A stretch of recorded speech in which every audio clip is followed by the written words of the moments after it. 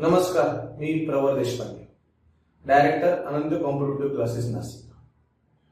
काल नुकतेच विधानसभा निवडणुकांचे निकाल लागले. यापूर्वी आपण मतदारांनी नेमकी काय भूमिका घ्यायला हवी, अनंत भूमिका या आपल्या युट्यूब चॅनलच्या माध्यमातून एक व्हिडिओ जारी केला होता.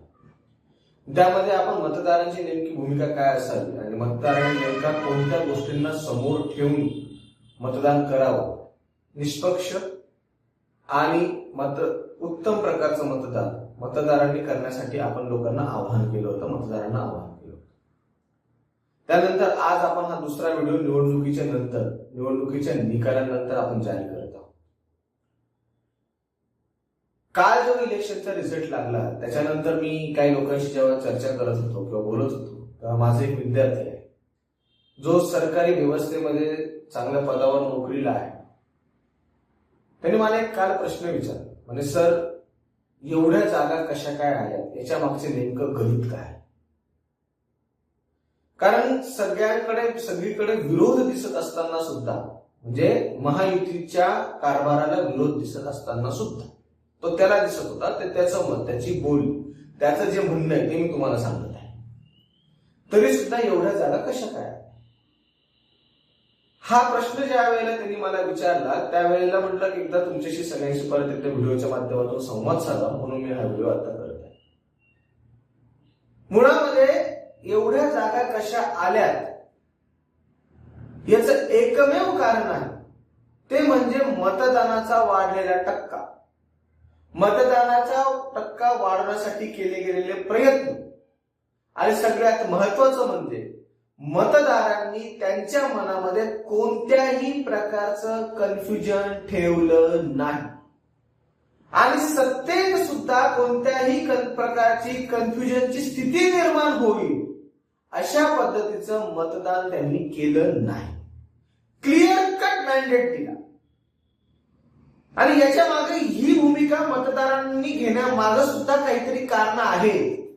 कारण यापूर्वीची जी निवडणूक झाली होती त्या निवडणुकीमध्ये सुद्धा मतदारांनी क्लिअर कट कौल दिला होता की तुम्ही दोघं आहात, तुम्ही दोघं मिळून निवडणूक लढलेल्या आहात, शिवसेना आणि भाजप म्हणून. त्यावेळेला आम्ही तुमच्या दोघांच्या विचारांना आणि तुमच्या दोघांच्या प्रचाराला, तुमच्या दोघांच्या मुद्द्यांना अनुसरून आम्ही तुम्हाला मतदान करीत आहोत. पण ज्या वेळेला रिझल्ट लागले त्यावेळेला जेव्हा संख्याबळ समजलं किंवा संख्याबळ समोर आलं त्यावेळेला शिवसेनेला असं संघर्षात आलं होतं की आपल्याशिवाय हे होणे नाही, म्हणून मग मुख्यमंत्री पद हा एक महत्वाचा मुद्दा त्यावेळेला चर्चेत आला आणि नंतर मग 3 पक्षांचं मिळून एक सरकार समोर आलं. जनतेच्या समोर ही गेल्या 5 वर्षामधल्या कामकाजाची उजळणी होती. जनतेच्या समोर गेल्या 5 वर्षामध्ये घडलेल्या कामांचा हा घटनाक्रम समोर आलेला होता. त्यामुळे मतदारांनी कुठेतरी हा विचार केलेला निश्चितच असणार आहे की ह्या वेळेला आपण कोणतंच कन्फ्युजन कोणाच्याच मनात ठेवायचं. त्यामुळे तुम्ही आता कुठल्याही प्रकारे संख्याबळ करण्याचा प्रयत्न करा, ते होणे नाही. ज्यांना आम्ही मतदान केलेलं आहे, जे सत्तेत असावे याच्यासाठी मतदान केलेलं, जे सत्तेत यावे याच्यासाठी मतदान केलेलं आहे, तेच लोक सत्तेमध्ये येऊन प्रस्थापित होणार इतका क्लिअर मॅन्डेट आम्ही देत आहोत. कोणतंच कन्फ्युजन आहे, नो कन्फ्युजन प्लीज. कोणतंच कन्फ्युजन आम्हाला आता ठेवायचं नाही. हाच मतदारांनी या वेळेला विचार केलेला असणार आहे आणि याच्यातूनच हे मतदान झालेलं आहे आणि याच्यातूनच ही संख्या वाढलेली आपल्याला दिसते. बाकी अनेक मुद्दे आहेत जे आपण वर्तमानपत्रांमध्ये बघतोय, कालपासून टीव्हीवर बघतोय की वेगवेगळे तज्ञ वेगवेगळ्या प्रकारचे मुद्दे मांडण्याचा प्रयत्न करतायत. पण मतदार म्हणून मी काय भूमिका घेऊ शकतो किंवा मी काय भूमिका घेतलेली असेल किंवा मी काय विचार केलेला असेल किंवा मतदारांनी काय विचार केलेला असेल तो हा विचार केलेला असण्याची दाट शक्यता. दुसरं म्हणजे भारतीय मतदार किंवा महाराष्ट्रातला मतदार हा अत्यंत हुशार आहे, हे याच्यातून लक्षात आलं. कोणीही मतदारांना गृहीत धरू शकत नाही,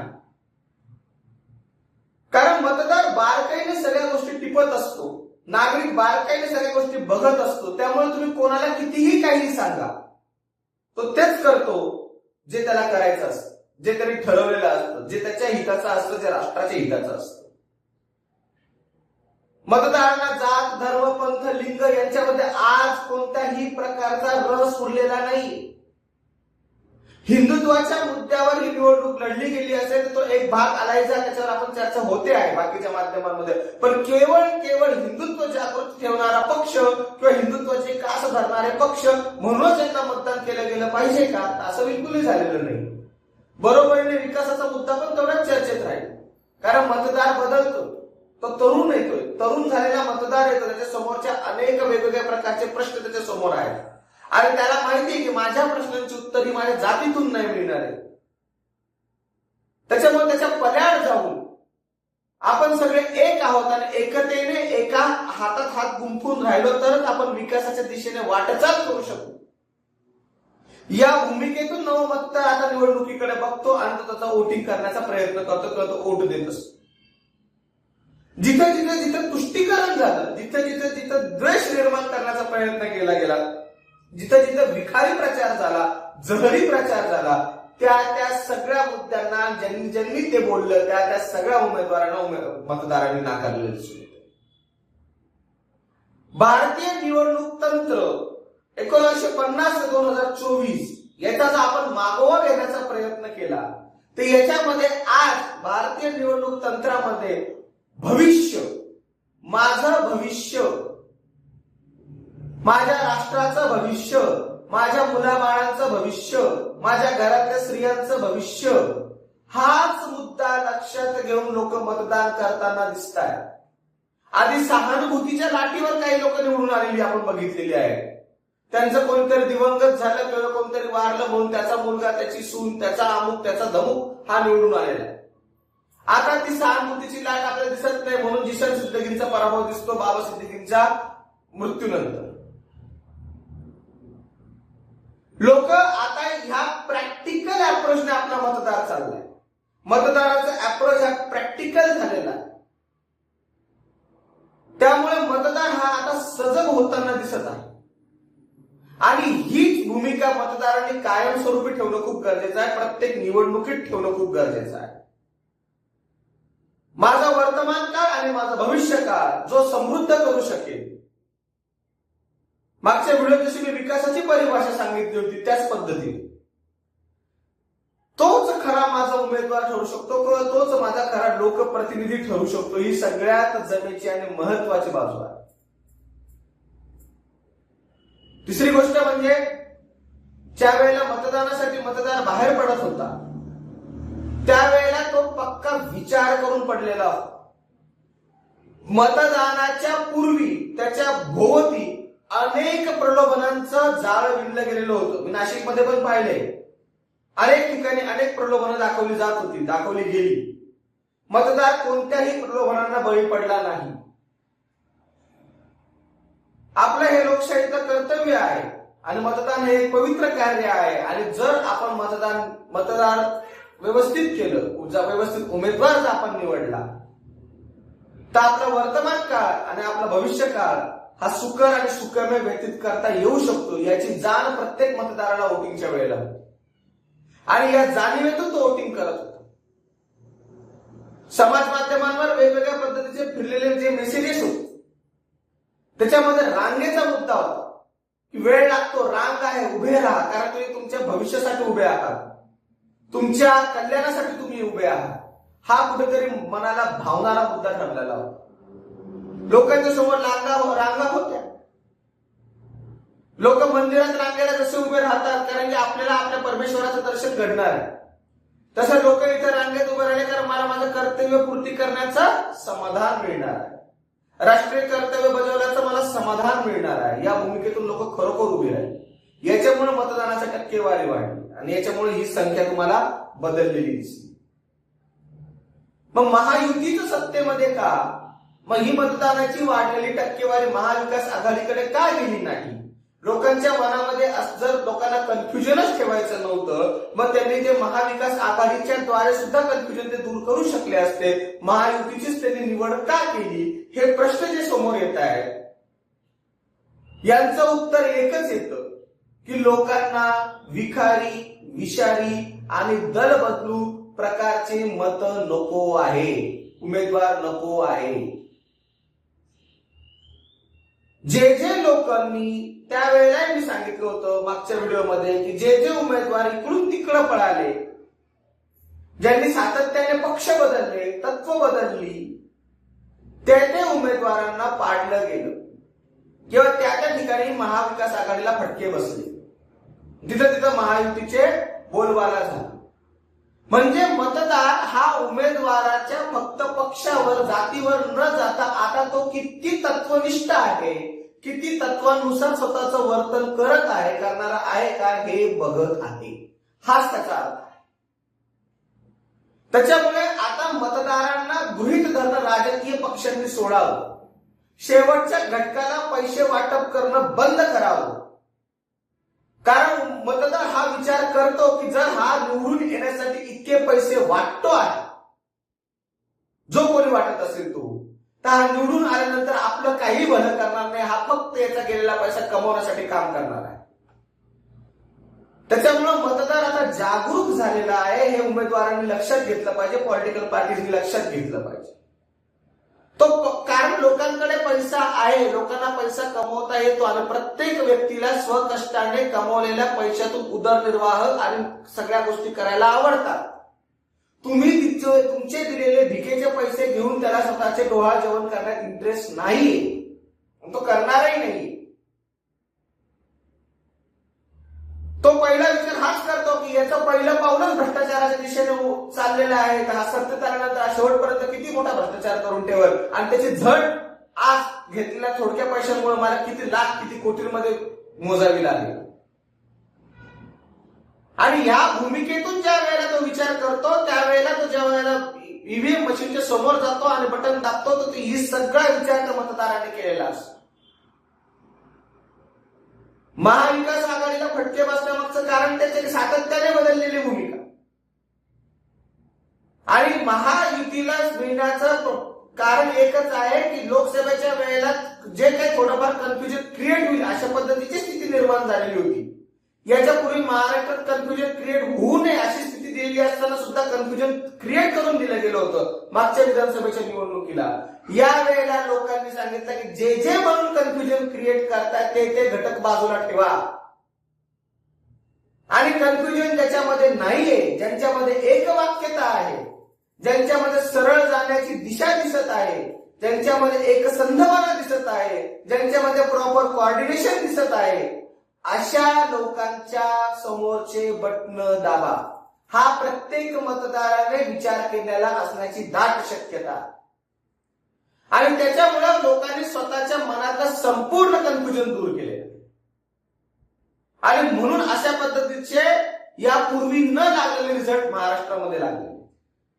भविष्यात माहित नाही अजून कसे रिझल्ट लागतील किंवा कसं होईल. लोकांना जिथं कन्फ्युजन दिसून येतं ना, तिथं लोक द्विधा मनस्थितीमध्ये त्यातला सर्वोत्तम पर्याय निवडतात. मनसेचे शून्य उमेदवार निवडून येण्या, शून्य ही संख्या असण्यामागचं कारण काय? हेच कारण आहे.